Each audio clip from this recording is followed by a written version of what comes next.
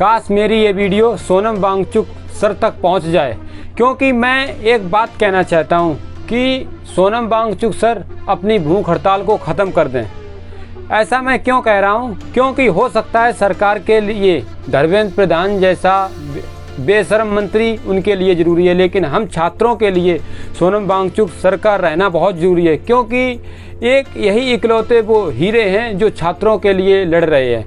अगर सरकार तो ये चाहती है कि सोनम वांगचुक सर को कुछ हो जाए, क्योंकि सरकार ये चाहती है कि भूल को भूल ही ना समझना सबसे बड़ी भूल है। सरकार को लगता है कि अगर मैंने उनकी शर्त को मान लिया या उनसे आके वहाँ पे बात कर ली तो उसकी कुछ शान घट जाएगी या कुछ हो जाएगा। इसलिए मैं सोनम वांगचुक सर से बस इतना ही कहना चाहता हूँ और वहाँ के लोगों से इतना कहना चाहता हूँ। प्रतिज्ञा तो श्री कृष्ण ने भी की थी महाभारत में कि मैं शस्त्र को नहीं उठाऊंगा, लेकिन उन्होंने बाद में शस्त्र को उठा लिया था। इसलिए अपनी इस प्रतिज्ञा को तोड़ दें वो जो उन्होंने भूख हड़ताल की कर रखी है, और इसके नए रास्ते निकालें, क्योंकि जब पतझड़ आता है तो पेड़ भी अपने पत्ते सारे बदल देता है और नई पत्तियां धारण करते सुंदरता के साथ आगे बढ़ता है।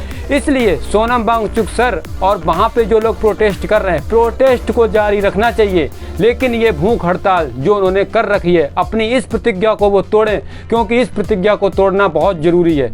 क्योंकि अगर सोनम वांगचुक सर ऐसे ही बने रहे तो उनकी हालत दिनों दिन बिगड़ती जाएगी और उनकी जान का खतरा हो सकता है। मान लो अगर कल मैंने संसद पे या वहाँ के जो लोग प्रोटेस्ट कर रहे हैं उन लोगों ने कुछ आक्रमण कर भी दिया तो उससे क्या हो जाएगा? हमारे लिए जो हमारा इम्पोर्टेंट हीरा है सोनम वांगचुक सर, वो तो हमारे लिए हमारे हाथ से चले जाएंगे। क्या बाद में मंत्री के इस्तीफा देने के बाद वो मैं सोनम वांगचुक सर को या वहाँ पे कोई डॉक्टर या कोई भी भगवान सोनम वांगचुक सर को वापस ला पाएगा? इसलिए मेरा यही कहना है कि अपनी भूख हड़ताल को तोड़ो और जो भी दवाई है उसको लेनी चाहिए और सही होके दोबारा अनशन पे करो। सरकार को कोई और रास्ते ढूंढो, क्योंकि सरकार ये चाहती है कि सोनम वांगचुक सर ना रहें, क्योंकि सरकार का हाल ऐसा हो गया है कि थूक के चाटने वाला।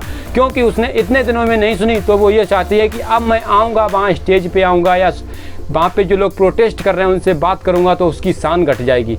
क्योंकि मोदी जैसा आदमी होना बहुत ही बेशर्म आदमी है, क्योंकि उसे शर्म नाम की बिल्कुल चीज़ नहीं है। उसे तो अपने घर में बेशर्म बेल लगा लेनी चाहिए, क्योंकि जिसे युवाओं का दर्द नहीं समझ आता है, बाहर जाके दूसरे देशों में घूम रहे हैं। यहाँ के देश, यहाँ की पब्लिक, भारत के लोग खुद परेशान हैं और बाहर दूसरे देशों में जाके मज़ा ले रहे हैं, घूम रहे हैं। कोई लड़की के साथ किसी को टॉफ़ी खिला रहे हैं या किसी को कुछ खिला रहे हैं। इससे क्या हो जाएगा? उनके आज तक के इसके घूमने से देश का कितना भला हुआ है, भारत का कितना भला हुआ है, मुझे ये बताओ। इसलिए सोनम वांगचुक सर से बस मेरी इतनी ही अपील है कि आप लोग अपने अनशन को तोड़ दें। इसको मत भूलें कि आपकी प्रतिज्ञा टूटने से आपका मान घट जाएगा। आपका मान घटेगा नहीं, आपका मान और बढ़ जाएगा।